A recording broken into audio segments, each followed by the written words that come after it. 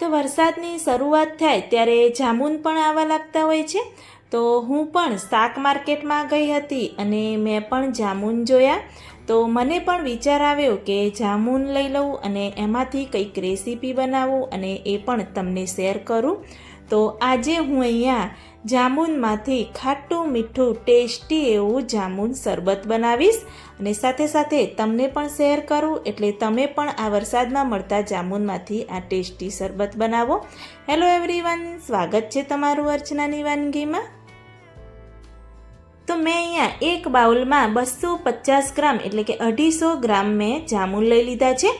જામુનને સરસ એવા ધોઈને લેવાના। ઉપરથી જે જામુનનો ભાગ કાળો એવો દેખાય છે, પરંતુ અંદર જે જામુનનો ભાગ હોય છે એકદમ સરસ એવો પર્પલ એવો કલર હોય છે। તો સરસ એવા મેં જામુન ધોઈ લીધા છે। તો જામુનના ઉપરની છાલનો ભાગ આપણે દૂર કરવાનો છે અને ઠળિયાનો ભાગ અલગ કરવાનો છે। તો એક પ્લેટમાં આપણે બધા જામુન લઈ લઈશું અને જે બાઉલ છે એમાં આપણે આ રીતે એક એક જામુન લઈ અને પલ્પનો ભાગ આપણે અલગ કરીશું અને ઠળિયાનો ભાગ આપણે દૂર કરી દઈશું।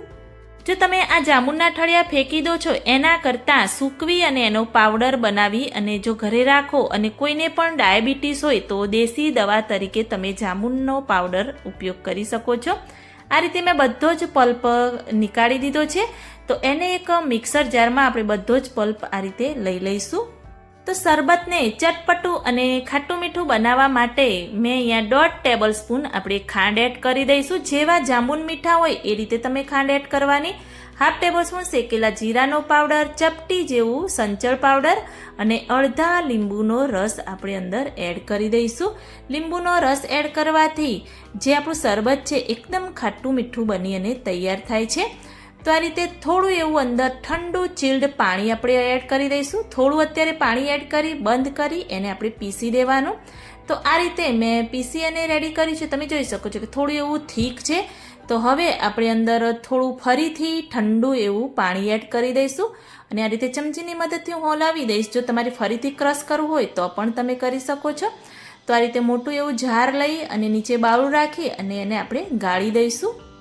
તો આપણે જામુનનું શરબત બનાવીએ છીએ એટલે શરબતને આ રીતે ગાળીને જ આપણે બનાવવાનું। તો આ રીતે મેં જામુનનું શરબત બનાવ્યું। એ જ રીતે જામુનનો આઈસ્ક્રીમ, જામુન કેન્ડી અને જામુન શોર્ટ પણ મેં બનાવેલો છે। એ પણ મારી ચેનલમાં તમને જોવા મળી રહેશે। તો એકવાર જોઈ અને ચોક્કસથી ટ્રાય કરજો। તો સરસ એવું શરબત બની અને તૈયાર થઈ ગયું છે। તો એને આપણે સર્વિંગ ગ્લાસમાં લઈ લઈશું। 250 ગ્રામ જામુનમાંથી 3 થી 4 ગ્લાસ શરબત બની અને તૈયાર થાય છે। જેવું તમે પતલું રાખો એ રીતે તમારા ગ્લાસ બને છે।